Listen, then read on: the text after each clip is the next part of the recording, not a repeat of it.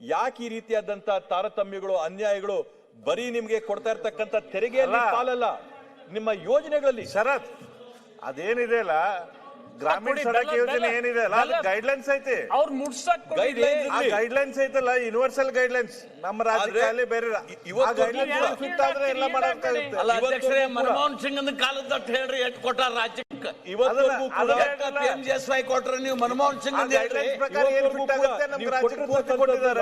ಅಧ್ಯಕ್ಷರೇ 1/3 ಬೇರೆ ರಾಜ್ಯಗಳು ಮಧ್ಯ ಪ್ರವೇಶ ಮಾಡೋದ್ ನಿಲ್ಸಕಳ್ರಿ. ನೀವು ಮಾತಾಡ್ಬೇಕಾದ್ರೆ ಮಧ್ಯ ಪ್ರವೇಶ ಮಾಡಿದ್ರ ಸುಳ್ಳು ಯಾಕೆ ಮಾತಾಡ್ಲಿ ನೀವೇನ್ ಎದ್ದು ಹೇಳೋದು ಮಾತಾಡಿ ಬಿಡಿ. 60 ಕೋಟಿ ಕೂತ್ಕಪ್ಪ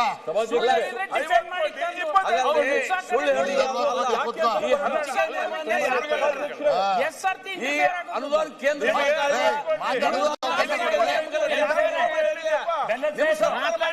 ಬೆಲ್ಲದವರು ಈಗ ಕಾಂಗ್ರೆಸ್ ಸರ್ಕಾರ ಮಾಡಿದ ಹಂಚಿಕೆ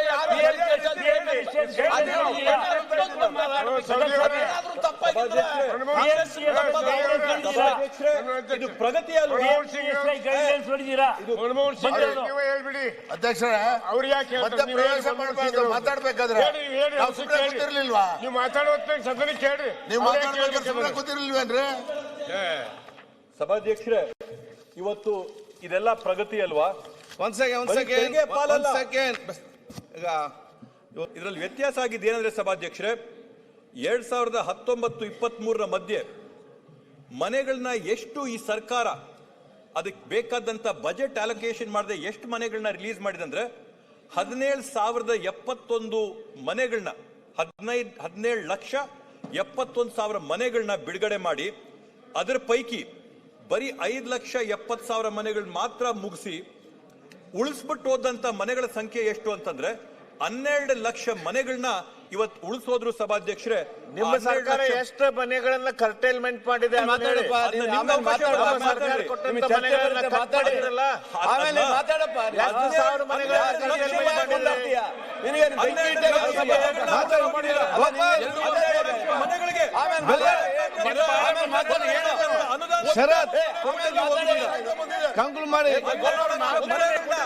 ಇವತ್ತು ಕೊಡದೆ ಹೋಗಿದ್ದಾರೆ ಸಭಾಧ್ಯಕ್ಷರೇ.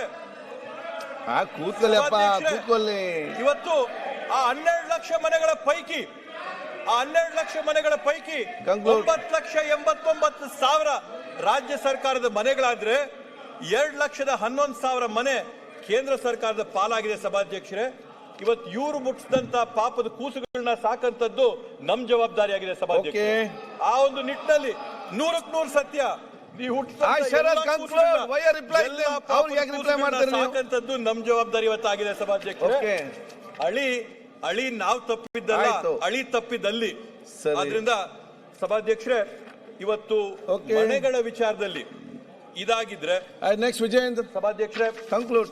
ನಮ್ಮ ವಸತಿ ಶಾಲೆಗಳಾಗಿರ್ಬೋದು, ಹಿಂದುಳಿದ ವರ್ಗಗಳ ಇಲಾಖೆಯಲ್ಲಿ ನಾವು ಎಷ್ಟು ವಸತಿ ಶಾಲೆಗಳನ್ನ ಎಷ್ಟು ವಸತಿ ನಿಲಯಗಳನ್ನ ಕೊಟ್ಟಿದೀವಿ ಅಂತಂದ್ರೆ 2 ವರ್ಷದಲ್ಲಿ ಹಿಂದುಳಿದ ವರ್ಗಗಳಿಗೆ 84 ಕೊಟ್ಟಿದೀವಿ. ಇವ್ರ ಸರ್ಕಾರ ಪೂರ್ತಿ ಅವಧಿಯಲ್ಲಿ ಕೊಟ್ಟಿದ್ದು 67 ಮಾತ್ರ. ಹಾಸ್ಟೆಲ್ಗಳ ಸಂಖ್ಯೆ ತಗೊಳ್ಳಿ. ಅದೇ ತರದಲ್ಲಿ ಮುಗಿಸ್ತಾ ಬಂದ್ರೆ ಸಭಾಧ್ಯಕ್ಷರೇ, ಒಂದ್ ಮಾತು ನಾನು ಹೇಳಕ್ ಬಯಸ್ತೀನಿ ಸಭಾಧ್ಯಕ್ಷರೇ. ಇವತ್ತು ದಿವಾಳಿ ಯಾವ ಸರ್ಕಾರ ಆಗಿದೆ ಅನ್ನೋದ್ರ ಬಗ್ಗೆ ನಾವು ಸ್ವಲ್ಪ ಆತ್ಮಾವಲೋಕನ ಮಾಡಬೇಕಾಗುತ್ತೆ ಸಭಾಧ್ಯಕ್ಷರೇ. ಕೇಂದ್ರ ಪುರಸ್ಕೃತ ಯೋಜನೆಗಳು UPA ಸರ್ಕಾರ ಇದ್ದಂತ ಸಂದರ್ಭದಲ್ಲಿ ಆವರೇಜ್ ಮೇಲೆ ಸರಾಸರಿ ನೀವು ತಗೊಂಡ್ರೆ 75 ಭಾಗ ಕೇಂದ್ರ ಸರ್ಕಾರದ ಪಾಲಾಗಿದ್ರೆ 25 ಭಾಗ ರಾಜ್ಯ ಸರ್ಕಾರದ ಪಾಲಾಗಿತ್ತು. Core of the core centrally sponsored schemes ಅಲ್ಲಿ 90% ಕೇಂದ್ರ ಸರ್ಕಾರದ್ದಾಗಿದ್ರೆ 10% ಮಾತ್ರ ರಾಜ್ಯ ಸರ್ಕಾರದ್ದಾಗಿತ್ತು ಸಭಾಧ್ಯಕ್ಷರೇ.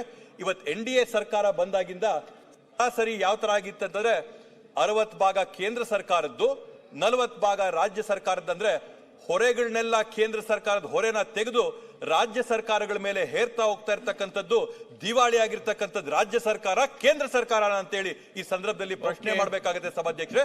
ದಿವಾಳಿ ಆಗಿರ್ತಕ್ಕಂಥ ಕೇಂದ್ರ ಸರ್ಕಾರ ಇವತ್ತನ ಜವಾಬ್ದಾರಿನೆಲ್ಲಾನು ಕೂಡ ರಾಜ್ಯ ಸರ್ಕಾರಗಳ ಮೇಲೆ ಹೇರ್ತಾ ಹೋಗ್ತಾ ಇರ್ತಕ್ಕಂಥದ್ದನ್ನ ನಾವು ನೋಡಿದೀವಿ. ICDS ಯೋಜನೆ 1ರಲ್ಲಿ ಅಂಗನವಾಡಿಗಳು ಮಹಿಳಾ ಮತ್ತು ಮಕ್ಕಳ ಶರತ್ ಕಲ್ಯಾಣ ಯೋಜನೆ ನೋಡಿ ಅಡಿಯಲ್ಲಿ ಶರತ್ I'll complete. I'll one second. conclude. ಏನ? I will conclude. ಮುಗಿಸ್ತೀನಿ. ಅಲ್ಲಲ್ಲ ನಿಮ್ಗೆ ಹೇಳಲಿಕ್ಕೆ ಬಹಳಷ್ಟು ವಿಚಾರ ಇರಬಹುದು. ಮಾರ್ಚ್ ಅಲ್ಲಿ ಬಜೆಟ್ ಅಧಿವೇಶನ ಇದೆ, ಆಗ ಸ್ವಲ್ಪ ಇಟ್ಕೊಳ್ಳಿ ಅದಕ್ಕೆ ಕೂಡ. ಇಲ್ಲ, ಮುಗಿಸ್ತೀನಿ ಸಭಾಧ್ಯಕ್ಷರೇ. ಅದೇ ತರದಲ್ಲಿ ಏನಿವತ್ತು ಅಂಗನವಾಡಿಗಳ ICDS ಯೋಜನೆಯಲ್ಲಿ 90 ಭಾಗ ಕೇಂದ್ರ ಸರ್ಕಾರದ ಪಾಲಿತ್ತು, 10 ಭಾಗ ರಾಜ್ಯ ಸರ್ಕಾರದ ಪಾಲಿತ್ತು. NDA ಸರ್ಕಾರ ಬರ್ತಾ ಇದ್ದಂಗೆನೆ ಅದನ್ನ ಬದಲಾವಣೆ ಮಾಡಿ 60 ಭಾಗ ಕೇಂದ್ರದ್ದು, 40 ಭಾಗ ರಾಜ್ಯದ ಮಾಡಿತ್ತು. CDPOಗಳ ಸಂಬಳ ಎಲ್ಲ ಕೇಂದ್ರ ಸರ್ಕಾರದಿಂದ ಬರ್ತಾ ಇದ್ದನ್ನ ಕಟ್ ಮಾಡಿ ರಾಜ್ಯ ಸರ್ಕಾರಗಳ ಮೇಲೆ ಅದರ ಜವಾಬ್ದಾರಿನ ಹಾಕಿದ್ರು.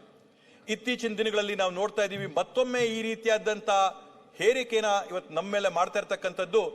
ಮನ್ರೇಗಾ ಯೋಜನೆಯನ್ನ ಸ್ಥಗಿತಗೊಳಿಸಿ ಹೊಸ VBG ರಾಮ್ಜೀನ್ ಅಂತ ಯೋಜನೆಯನ್ನ ತಂದು ಮತ್ತೊಮ್ಮೆ 60 ಭಾಗ ಕೇಂದ್ರ ಸರ್ಕಾರದ ಪಾಲು, 40 ಭಾಗ ರಾಜ್ಯ ಸರ್ಕಾರದ ಪಾಲು ಅಂತಂದ್ರೆ ದಿವಾಳಿಯಾಗಿರ್ತಕ್ಕಂಥದ್ದು ಕೇಂದ್ರ ಸರ್ಕಾರ.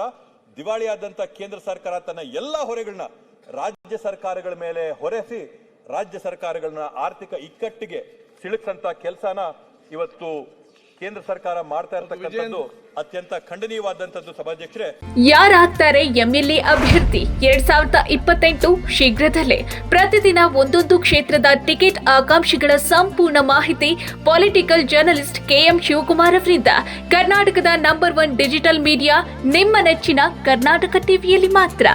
ನೀವು ಸಣ್ಣ ಆಗ್ಬೇಕಲ್ವಾ? ಅದು ಒಂದು ಉತ್ತಮ ಆಹಾರದಿಂದ ಸಣ್ಣ ಆಗ್ಬೇಕಲ್ವಾ? ಪ್ರತಿದಿನ ನಮ್ಮ ಜೀನಿ ಸ್ಲಿಮ್ ನ ಯೂಸ್ ಮಾಡಿ ಯಾವುದೇ ಸೈಡ್ ಎಫೆಕ್ಟ್ ಇಲ್ದಂಗೆ ನೀವು ಸಣ್ಣ ಆಗ್ತೀರಾ.